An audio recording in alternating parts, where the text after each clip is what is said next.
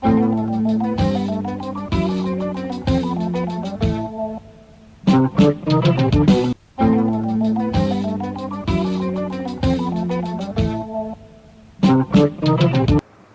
me tell you something.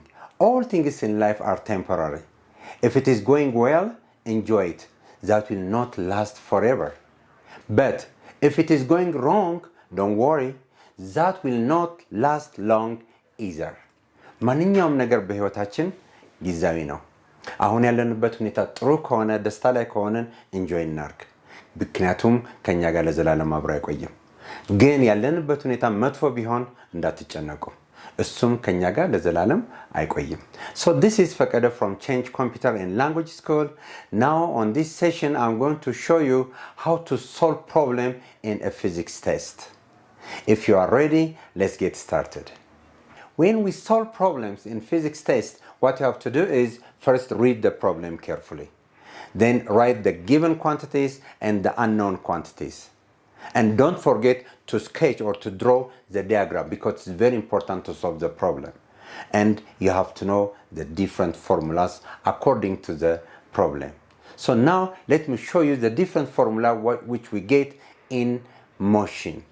So motion means a change in position. For example, let's say you are in this point A and you are coming from your house to the school and you move some amount of distance. And to move this much distance, you need some amount of time. So how can we calculate if the motion is a linear motion? This is a linear motion or a one-dimensional motion. One-dimensional motion. In one-dimensional motion, we have a uniform speed and we have non-uniform speed. First, let's see what are the formula in uniform motion. So in uniform motion, we can calculate three variables, which is speed, distance, and time. This can be asked in uniform motion. So to calculate speed means distance traveled by time taken. From this we can calculate the distance, and distance is equal to speed times time. And again from this we can calculate time is equal to distance divided by speed. But sometimes you may be asked to find the direction of the distance and the speed, and that is known as displacement and velocity. So velocity is equal to displacement divided by time, and if we take distance with direction, we call it a displacement, which is equal to velocity times time, and time is equal to displacement divided by velocity. So you may be asked one, so you have to just bear in mind these three equations if the motion is uniform. How about if the motion is not uniform? If the motion is not uniform for one-dimensional motion, for non-uniform motion, if there is a motion is not uniform, we have an acceleration. So acceleration is denoted by letter A, which is change in speed divided by change in time. So I can write this one, acceleration is equal to V final minus V initial, because we have two speed, divided by T final minus T initial. Or I can write simply divided by time taken. So what is time from this? Time is equal to V final minus V initial divided by acceleration. So acceleration can be calculated by change in velocity divided by change in time. So V final minus V initial divided by acceleration. So we have these three important formula to calculate the acceleration. Read the problem and apply this equation. But there is also very important formulas that you have to know in non-uniform motion. For example, if time is given,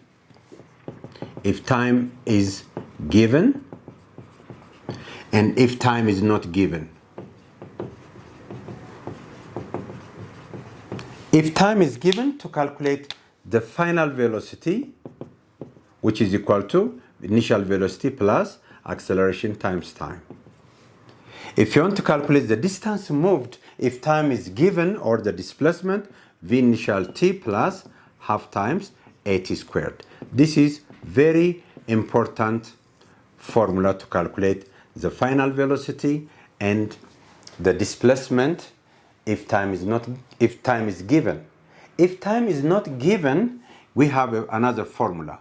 If time is not given, we can calculate the final velocity is equal to the square root of v initial squared plus 2as.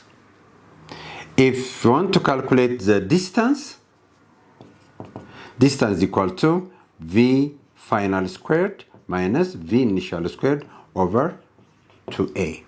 You see? You can apply this formula in non-uniform motion or in an accelerated motion if time is given, if time is not given. How about if the motion is a free fall, which is going up and down, free fall? If the motion is free fall, an object can be thrown up and it can go down again.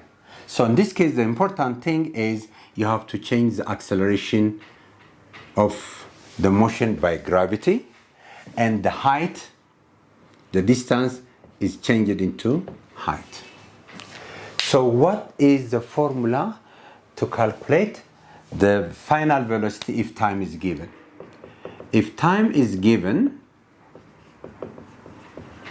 so final velocity is equal to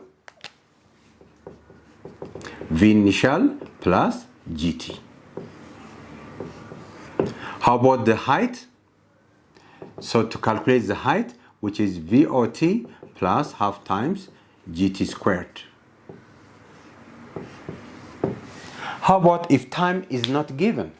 If time is not given, simply time is not given.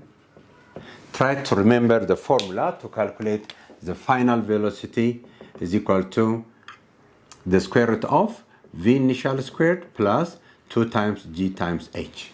G is the value of gravity. And if you want to calculate the maximum height or the height, which is equal to v final squared minus v initial squared over 2g. So try to remember all this formula when you solve problem. If the motion is a two-dimensional motion,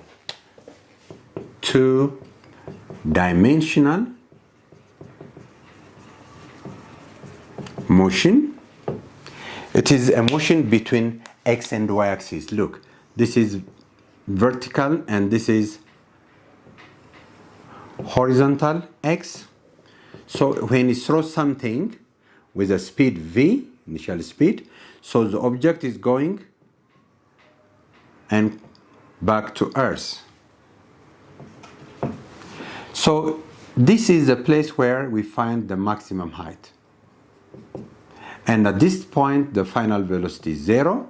So this speed has two components. One is the velocity along x and the velocity along y. So the velocity along x equal to v naught cos theta. You have to remember this. The velocity along y is v naught sine theta. So you may be asked to calculate the final velocity. So the final velocity at this point, we take the y component, minus gt, which is vy means the velocity along y direction, which is v naught sine theta, minus g times t. How about if you are asked to find the maximum height? So the maximum height equal to v initial squared sine squared theta over 2g. Over 2g. If you want to calculate the distance from here, the total distance along x, which is known as range. So range is equal to v initial squared sine 2 theta over g. But you have to remember the different trigonometric formula, which is 2 sine theta cos theta is equal to sine 2 theta. And you can derive this equation because you already discussed in the class. Otherwise, I will give you another explanation if you are interested. You can ask me. So how about if it is a circular motion? If it is circular motion,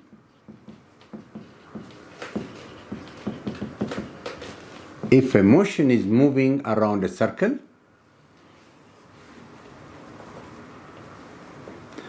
if the motion is around a circle or circular motion from the center, an object can move from here to here with a certain speed v. So look, this arc can be calculated with this angle theta. So you have to remember that the distance in circular motion is called angular distance moved theta, and the speed is angular speed omega, and the acceleration is angular acceleration alpha. But the formula is the same with the linear motion, which is one-dimensional motion and two-dimensional motion. How about if you are asked to find the final angular velocity if time is given?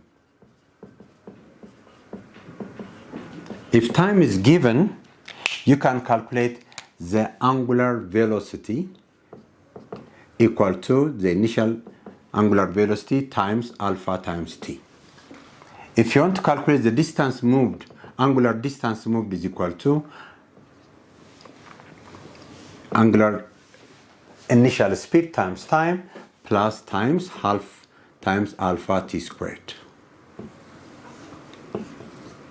So this is the most important formula when you calculate angular speed and angular distance moved. How about if time is not given? If time is not given,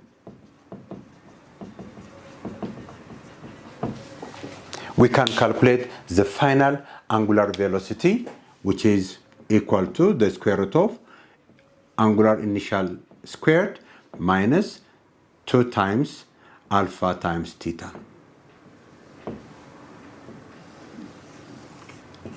If you want to calculate the angular distance moved if time is not given, which is theta is equal to omega final squared minus omega initial squared over 2 times alpha. There is also a simple harmonic motion. We can calculate the period or the time, which is 2 pi the square root of L over G. If you are asked to find time when a motion is moving here and there, we apply this equation. So these are the most important formula you have to remember when you solve problems. So this is for today. Next time I will give you different examples how to apply this equation. So try to work hard and see you next time. Bye for today.